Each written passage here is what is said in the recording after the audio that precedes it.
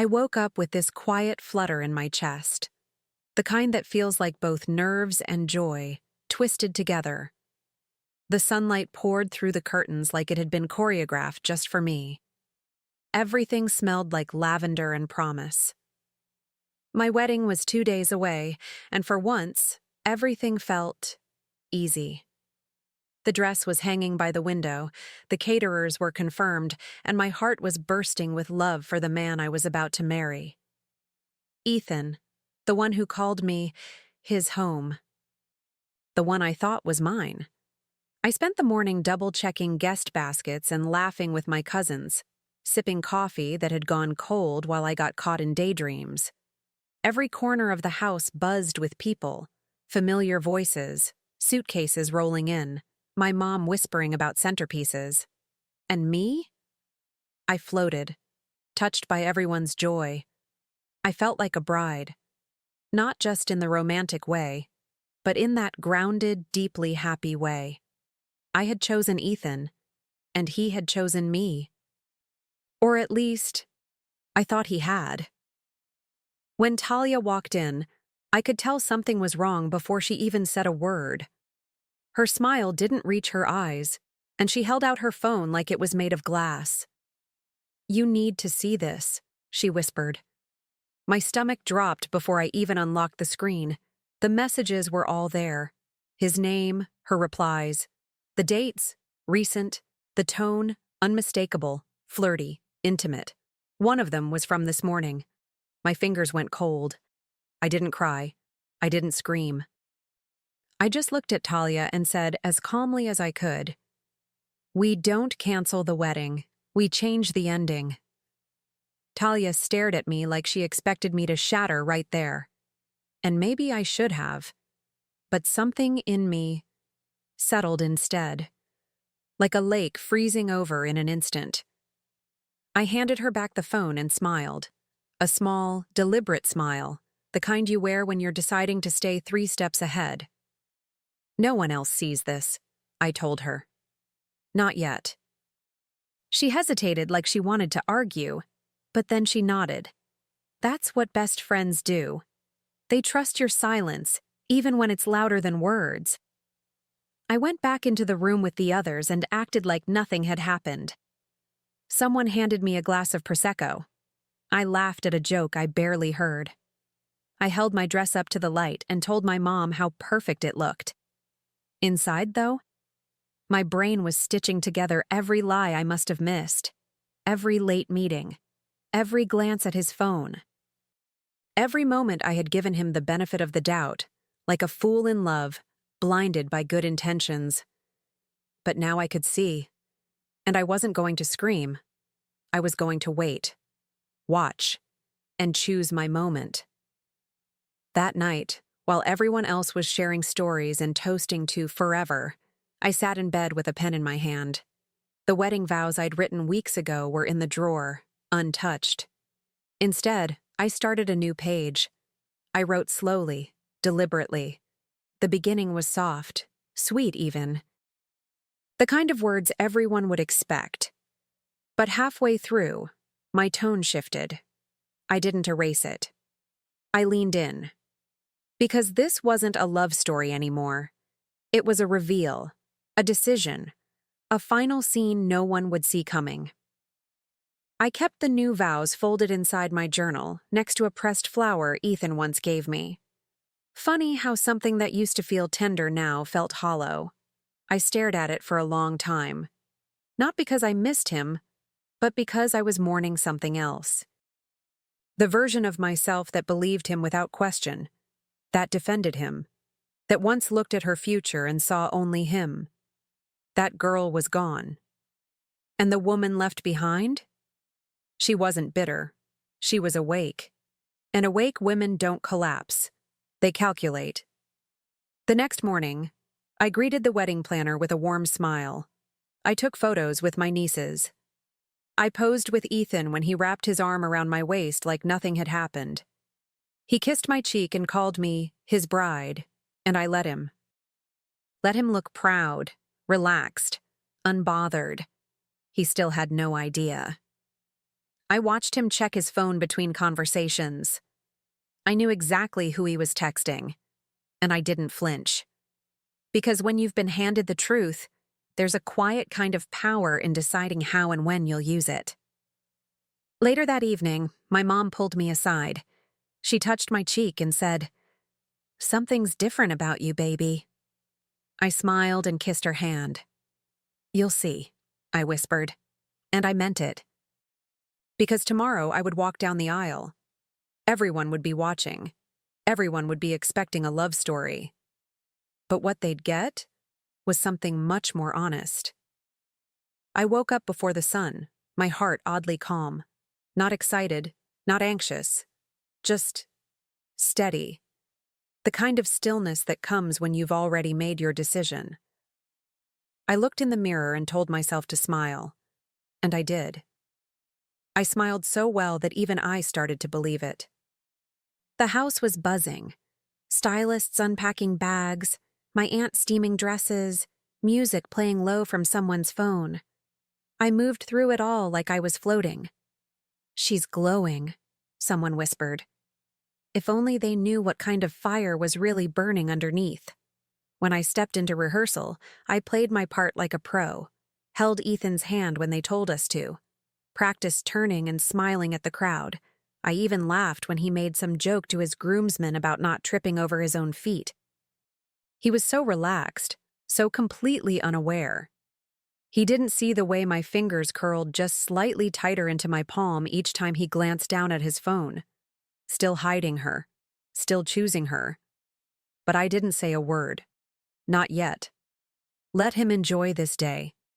The last one where he thinks he has it all. By mid-afternoon, we were sitting at the long dining table in the garden for the final family dinner before the big day. Champagne was flowing. Toasts were made. I watched his mother dote on him and call me the luckiest girl alive. I smiled back and thanked her. But my mind wasn't at the table. It was with the folded note in my purse, my vows. Not the ones I wrote months ago, the ones I finished just last night. I'd rehearsed every line in my head like a prayer. But tomorrow, I wouldn't need to pretend anymore. Later that night, I found myself sitting alone on the porch while everyone else danced inside. The air was warm, soft with jasmine and distant laughter. I could hear Ethan's voice through the open window, telling some story, probably one he'd told 100 times. I wondered if she'd heard it too. I wondered if he told her he loved her the way he used to tell me. I stared at the stars and felt nothing. No ache, no pull. Just a still kind of knowing. This wasn't going to be a wedding. It was going to be a reveal. I kept thinking about the moment it would happen. Would my voice shake? Would he catch on before I said the words? I didn't think so. He was too comfortable, too sure of me. That was always the problem. He thought I'd never leave, that I loved him too much to burn the bridge, and he was half right. I did love him. But I had learned something in the last 48 hours. Love without truth is just a leash. And I wasn't leashed anymore. I wasn't walking into that church to beg. I was walking in to break the spell. My mother came out to check on me. She sat beside me, wrapped her shawl tighter, and looked at me for a long time. "Are you sure you're okay?" she asked gently. And I lied. Not because I didn't trust her, but because this had to be mine. My timing, my words, my fire. "I'm just tired," I told her, and leaned my head on her shoulder. She kissed my hair like she did when I was little. And in that moment, I realized I wasn't scared anymore. Just ready. That night, I couldn't sleep. I lay in bed staring at the ceiling, listening to the occasional clink of glasses downstairs, the fading sounds of celebration. I kept picturing his face, the way he'd smile tomorrow when he saw me in white. How proud he'd look, how sure. And I let the image sit there. I studied it like you study something before you let it go for good. I wasn't nervous anymore. I wasn't even angry. I was focused, clear. Every piece of me knew what had to be done, and how to do it. In the quiet, I pulled out the vow card one last time. The paper felt heavier now, like it was carrying more than just words. It held my truth, my freedom. I whispered the lines to myself in the dark, letting each syllable settle into my bones. I wanted to remember how they felt in my mouth before I released them into the world. I didn't want to sound bitter. That wasn't the point. I wanted to sound awake, like a woman who had seen the fire and chose not to be consumed by it, only illuminated. Just before dawn, I watched the sky begin to shift, a pale blue creeping into the dark like a secret, and I knew this would be the last morning Ethan ever assumed I'd say I do. Everyone else thought they were coming to see a love story, but love was never supposed to look like betrayal in a tuxedo. So I pressed my palms together, took a breath, and stood. Because the next time I'd see him, I'd be walking toward him, and I'd be carrying the truth in my hands like a gift he never saw coming. I don't remember much about getting ready. It's like my body went on autopilot while my mind drifted far above everything. People fluttered around me, stylists, bridesmaids, my mother wiping tears of joy. Cameras flashed, laughter echoed. I sat there, letting them curl my hair, button my dress, paint on the look of a woman about to live her dream. And in a way, I was. Just not the dream they thought. I caught a glimpse of myself in the mirror. I looked stunning, strong. Like a woman stepping into her power, not her husband's life. The music started. The guests stood. My father offered his arm and whispered, "You ready, baby?" And I nodded, not because I was walking toward Ethan, but because I was walking toward the truth. Each step down that aisle felt like a countdown, not to a beginning, but to a release. I could feel the weight of hundreds of eyes, all smiling, all hopeful. I smiled back. Because no one knew what was coming. Not even Ethan, who stood at the altar looking at me like I was his entire world. It almost made me pity him. Almost. When I reached the altar, he took my hands, warm, steady, still believing in the story he'd built. The officiant welcomed everyone, made a few light jokes. People laughed. Ethan squeezed my hand. The moment was picture perfect, but picture perfect is fragile. And today, it was going to crack wide open. The officiant turned to me and said, "Camille, your vows?" I took a breath. Time slowed. I looked Ethan right in the eyes. He smiled. I didn't. And then I said it. One word. Clear. Unshaken. No. At first, there was silence. Pure, suspended silence. I could hear someone gasp behind me. A murmur rippled through the rows like a slow-moving wave, crashing into disbelief. Ethan blinked, unsure if he'd heard me right. He gave this awkward laugh, waiting for the punchline. But there wasn't one. I didn't flinch. I didn't waver. I just looked at him, really looked at him for who he was. And then I turned to the guests, my voice calm, my spine tall. I found out 2 days ago that Ethan has been unfaithful. You could feel the shift in the air, sharp and immediate. Eyes widened. Hands flew to mouths. A woman in the second row whispered, "Oh my God." But I wasn't done. "I didn't come here to embarrass anyone," I said. "I came here because I thought you all deserved the truth. I won't pretend in front of my family, my friends, or God. I won't bless a lie just to protect someone else's image."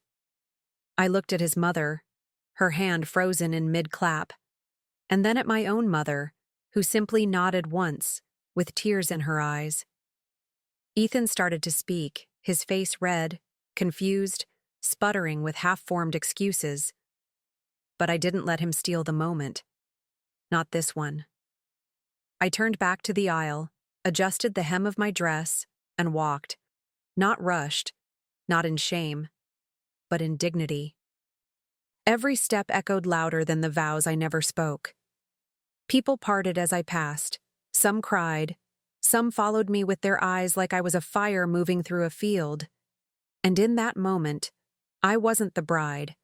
I was the woman who chose herself, in front of everyone. As I reached the doors, I heard someone say my name. I didn't turn. I didn't need to. Let them sit with their shock. Let them sit with him. My heels clicked against the marble floor like a heartbeat, steady, unfaltering. And with every step, I felt something peeling off of me. The guilt, the shame, the pressure to forgive quietly. It all slid to the floor behind me like the train of a dress I never meant to wear. I pushed open the doors and stepped outside, where the air was crisp and real in mine. I didn't cry. Not then. Not later.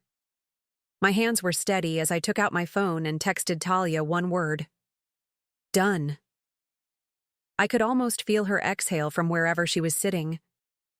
She had offered to stand beside me today, ready to help if I needed her. But I told her this had to be mine. All mine. And it was. Not just the moment, but the silence that followed.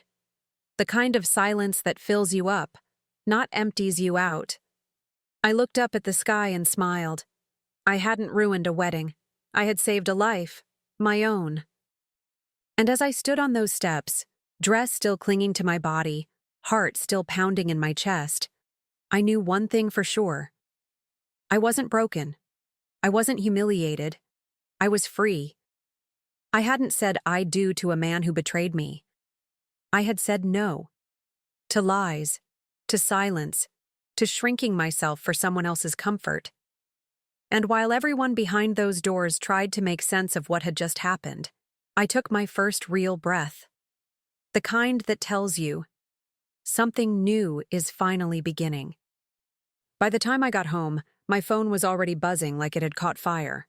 Text after text, missed calls, voicemails I had no intention of opening. My cousin sent me a video. Someone had recorded it. My moment. That single word. That truth, spoken at the altar. I watched it, not because I needed to relive it, but because I wanted to see myself from the outside. And there she was, calm, centered, defiant in satin and lace. I barely recognized her. And yet, I knew she'd been waiting to show up for years. Support came pouring in like a flood. Old friends, acquaintances, women I barely knew who found the clip online. "You're a hero," some wrote.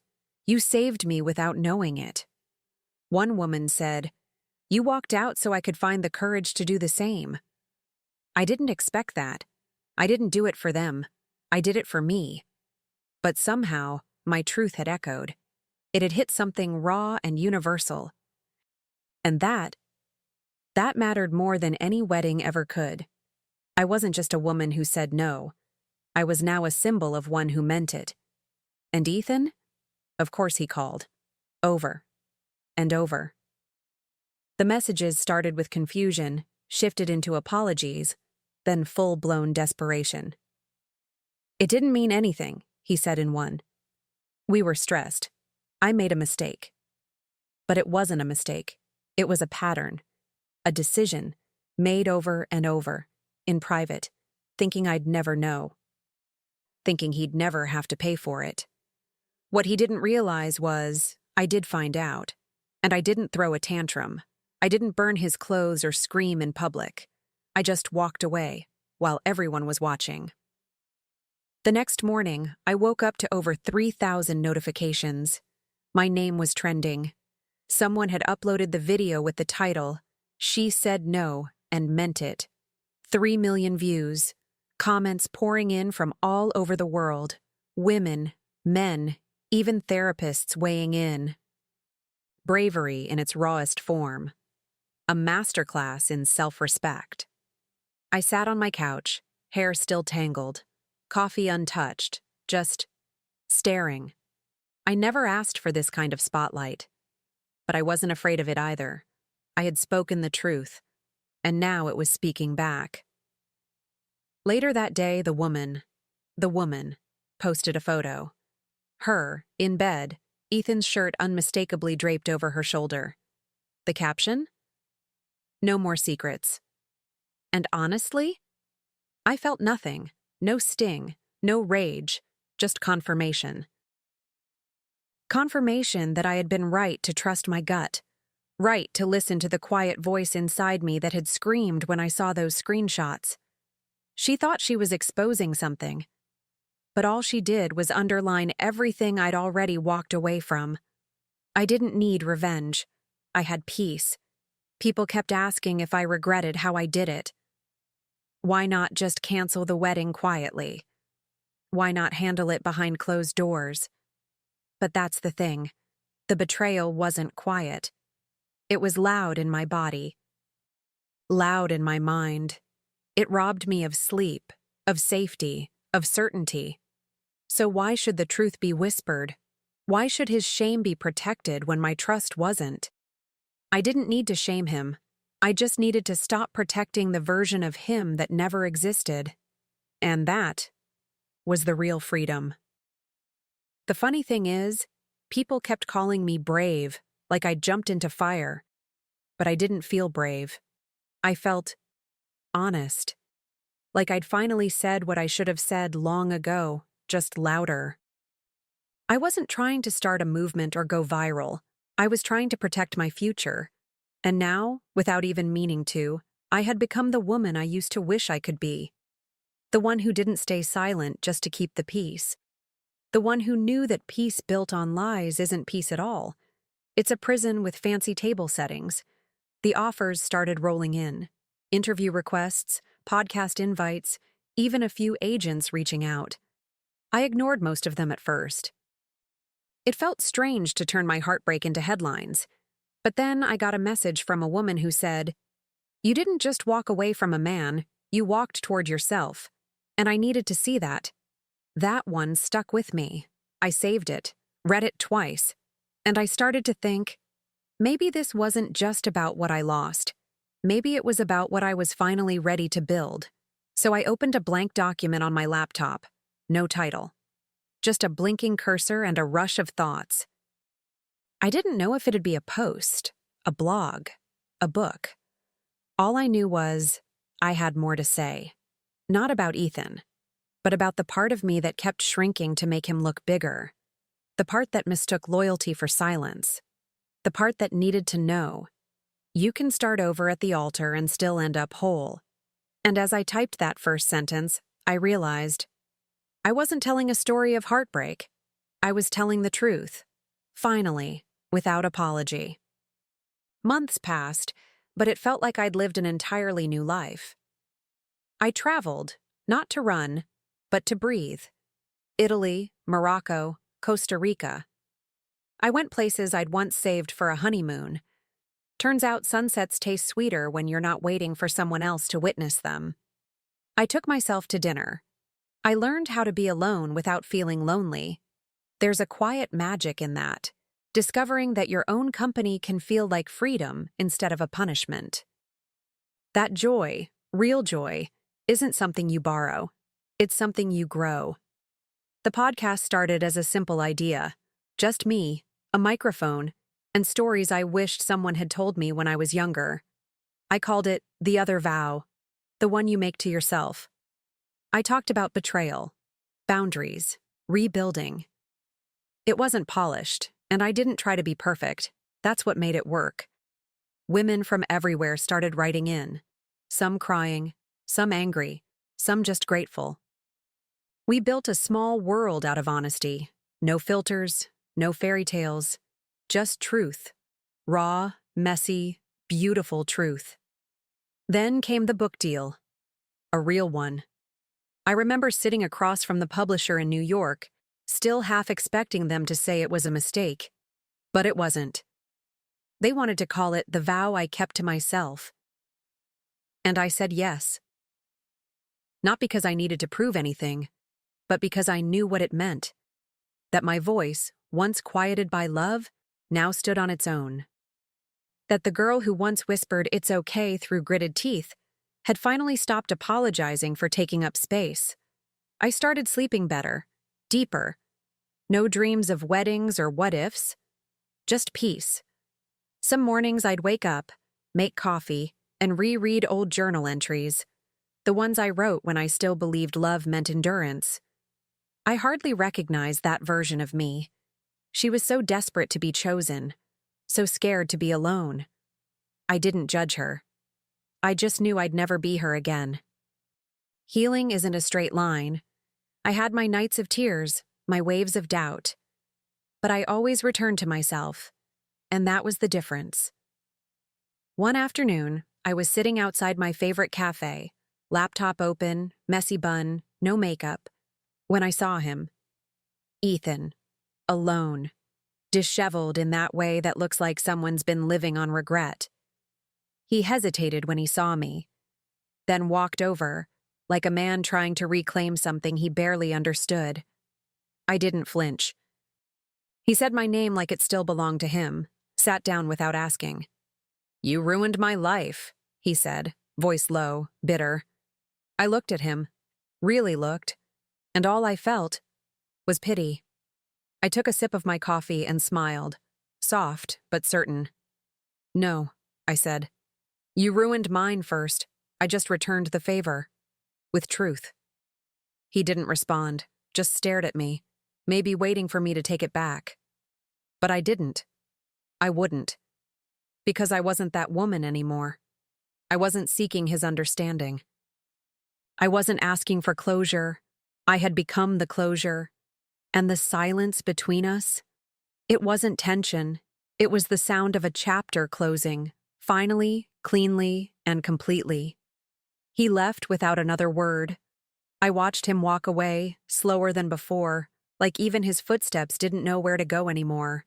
And I didn't follow, didn't text, didn't wonder. I finished my coffee, closed my laptop, and let the breeze hit my face. For the first time in a long time, I wasn't carrying anything heavy. Not his weight, not his lies, not the pressure to be the woman he expected. I was just me, stripped down, built back up, and finally standing on something real. Later that night, I recorded a new episode. I talked about the illusion of happy endings, how sometimes the most beautiful thing you can do is walk away.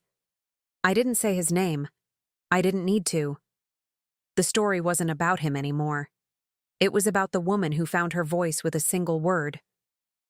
No. The word that cracked everything open. The word that led me back to myself. We talk so much about saying I do, but no one tells you how sacred it is to say I don't, or, more importantly, I won't. I ended the recording with the line I'd been saving. The line that carried me from that altar to this moment. I didn't say I do, but I finally said yes to myself. Then I sat there, alone in my living room, bathed in the soft hum of quiet, and smiled. Not because I won, not because I hurt him, but because I had finally chosen me. And that was the real beginning. Not the wedding that never was, but the life that had only just begun.